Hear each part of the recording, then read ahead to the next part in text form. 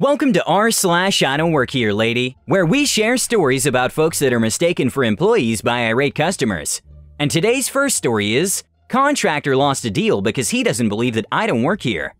This happened a long time ago, and my dad likes to bring it up as a teaching tool on why you should always be polite, no matter how the other person is dressed. Anyways, my dad, also CEO of construction company equals D, idiotic contractor equals IC, receptionist equals R, regular office worker equals W, O, and me equals malign spawn.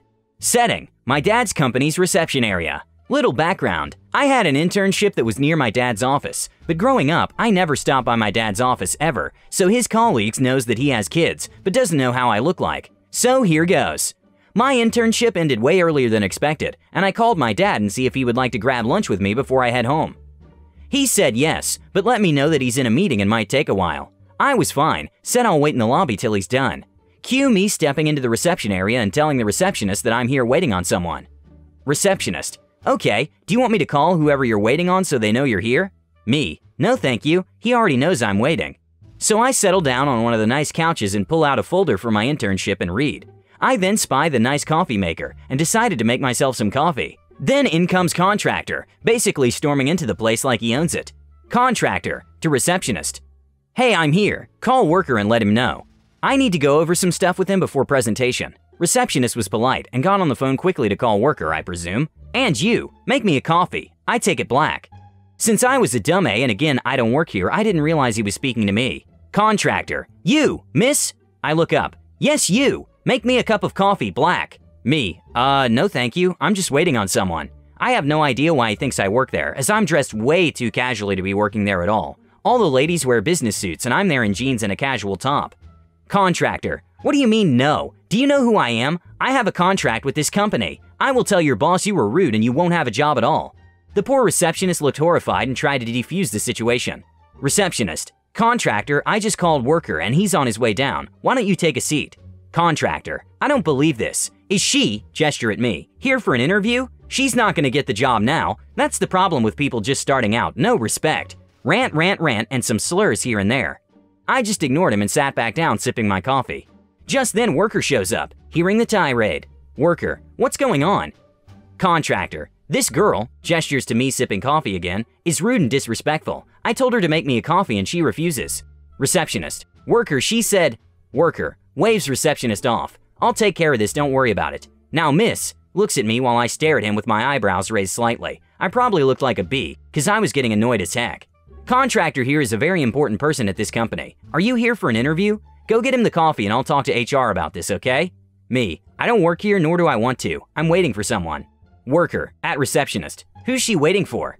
Contractor, before R could answer: probably her boyfriend. Laughs: probably one of the new guys. Poor dude. Laughs harder.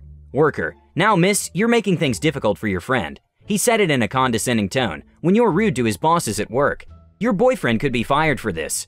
At this point, my eyebrows just rose higher and higher. Thankfully, my dad walks into the lobby with a colleague of his that I've known since I was a kid, Uncle M.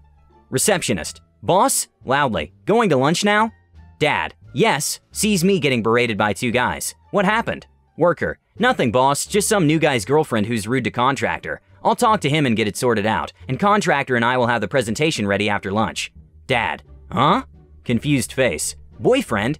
Me: Daddy, he, referring to Contractor, got angry when I said I'm not making him coffee because I don't work here. He kept going on, and worker here thinks I'm somebody's girlfriend and said he's gonna get him fired because I don't want to make coffee. Yeah, I know, I do the whole daddy spoiled girl thing when I'm mad, and frankly I'm really peeved at those idiots' condescending attitude. Both Contractor and worker's face went ghost white when they realize I'm waiting for their CEO, who happens to be my dad. Uncle M to receptionist: is that true? I heard some shouting. Receptionist nods her head. Uncle M: me: are you here for lunch with your dad? I nod my head. Okay, why don't you both go and I'll take care of this. Worker, Contractor, my office, now. My dad and I left and I had to spend the whole lunch explaining what had happened. My dad didn't say much, but I can tell he's not happy. He told me not to worry and he'll get to the bottom of it. His way of saying he'll light a fire under both Contractors and workers' A's. Later that night when my dad got home, my mom got the whole story and told me. While my dad and I was out at lunch, Uncle M got the whole story from the receptionist, and Contractor's contract was promptly canceled due to the unprofessional behavior, and Worker was basically in the doghouse with his immediate supervisor, who reports to my dad and Uncle M. From what I understand, he quit the company about 6 months later and had to go into a different field. Sorry for the long post, but basically 2 idiots decided to be rude to some girl they thought was dating one of the new guys at the office, except that she turned out to be their CEO's kid.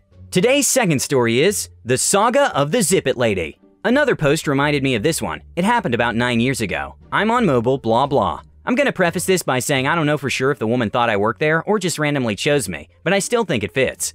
I used to live in a large metropolitan city. I was with a friend of mine shopping for a few things for her upcoming wedding. Clothes for her honeymoon, bustier, etc. Anyway, we were in the women's clothing department of a large department store and poking around at the summer dresses. An older woman came in, maybe late 50s, early 60s, crazy, and was looking at racks close to us. My friend Alex and I were a few racks apart, and I was closer to the crazy. She was furiously flipping through the dresses and muttering gibberish to herself. Something about her son and married and it wasn't fair or something, and I don't know what else. I'm trying to catch Alex's attention, but she was looking away from me. Crazy pulled a few items and disappeared into the dressing room. I told Alex what was up, and to maybe avoid that woman, as she was clearly upset and getting more and more agitated. In mid-sentence, out she comes. She's wearing a sundress and needed help getting it zipped. She storms up to me, turns around and presents her back muttering, "Zip it. I can't believe I have to do this. Just zip it, zip it, zip it." Meanwhile, I'm fumbling with the zipper as the tab disappeared for a second, and she was making me very nervous. She's getting louder. "Zip it! Can you just zip it? Zip it!" I got the tab, but for the life of me cannot get the dress to close. She was a heavier woman, and the edges of the dress were about an inch apart. I kept telling her I couldn't get it to go, but I was trying. She's bouncing around freaking out, and by this point I should have walked away. Granted, I should have refused full stop, but my years of customer service kicked in, I guess. What I needed was another set of hands. I looked at Alex and started to ask her for her help. Anything to get this crazy bee away from us. Before I could even start to ask, she storms over to her and presents her back. Poor Alex isn't as comfortable around people as I am, but bless her, she tried. I walk over to try and help, and the two of us just couldn't get it. It was hopeless. We dropped our hands and I tried to explain that she might need another size over her incessant muttering. I don't even know if she heard me, but she starts to freak out, screaming all kinds of indecipherable stuff, and with a loud screech screams, "I can't do this!" and storms away, flinging her arms out.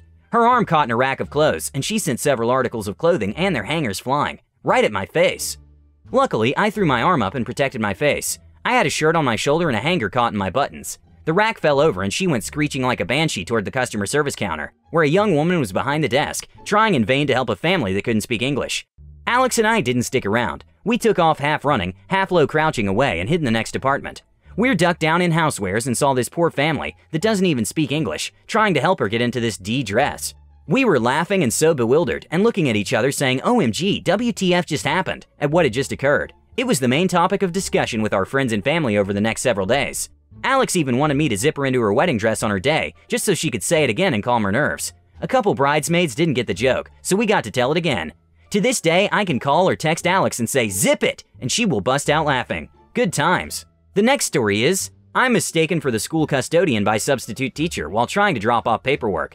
So before we get into the story, I'll admit that I do work for the school district, but as a para-educator, not a custodian. A few weeks ago, I had taken a day off work to go to different appointments. My first appointment was early in the morning, and since I had some time around lunch, I went to work for a few minutes to drop off my timesheets to my supervisor. On my way, I walked by the cafeteria to see a substitute shouting at a pair of boys who had started roughhousing and ended up spilling their packed lunch trays all over the hallway. I figure I'd just let them get the scolding. They were troublemakers anyway and could probably use it. Until the substitute turned around and saw me, and immediately started yelling at me. "Well, aren't you gonna clean this up?" Me, confused as all heck, just shrugged. It wasn't my job. I didn't have a radio to call the actual custodian, and if I didn't have much time until I accidentally made myself late. That obviously was not the right answer, as she starts demanding why I'm not cleaning it up.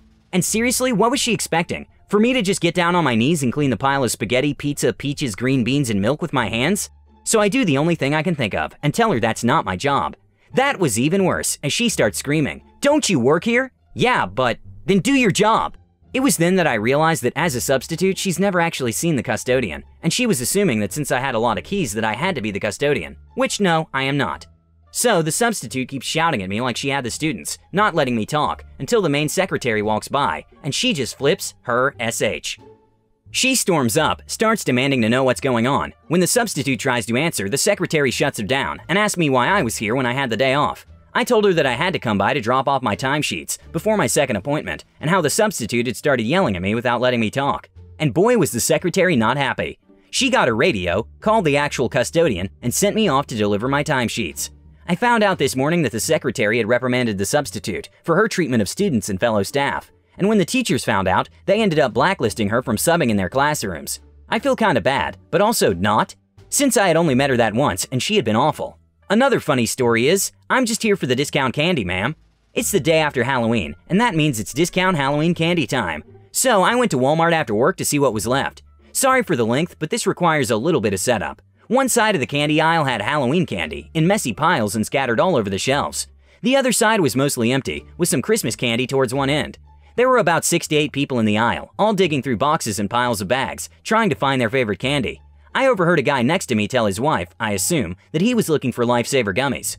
A few seconds later, I happened upon a bag of those very things and offered it to him. He thanked me and asked what I was looking for. Twix and take 5, please. To my surprise, a couple of minutes later, Mr. Lifesaver Gummies comes over to me with a bag of each.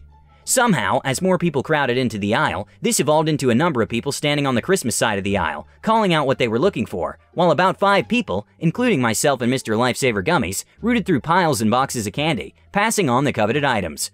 We continued in this fashion, with people joining in the search or taking their goodies and leaving, for around 15 minutes, until the crowd thinned out. I spotted a few Christmas items tossed in among the Halloween candy, and took them over to the Christmas side of the aisle, and I guess that's what drew the attention of Miss Zebra Stripe, so called because of her matching leggings and t-shirt.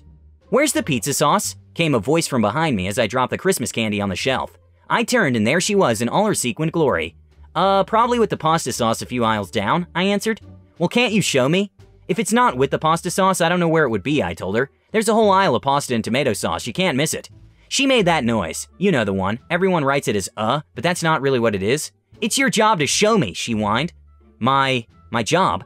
I'd left the house wearing gray dress slacks and a plum Henley. Had that somehow morphed into a blue Walmart vest? I looked down at myself. Nope, still gray and plum, with a purse hanging off my shoulder.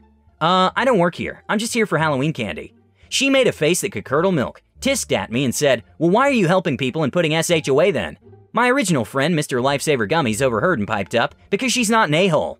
Miss Zebra Stripe turned pink and shoved herself and her cart past us and out of the aisle. Mr. Lifesaver Gummies and I shook hands and wished each other a happy post-Halloween candy coma.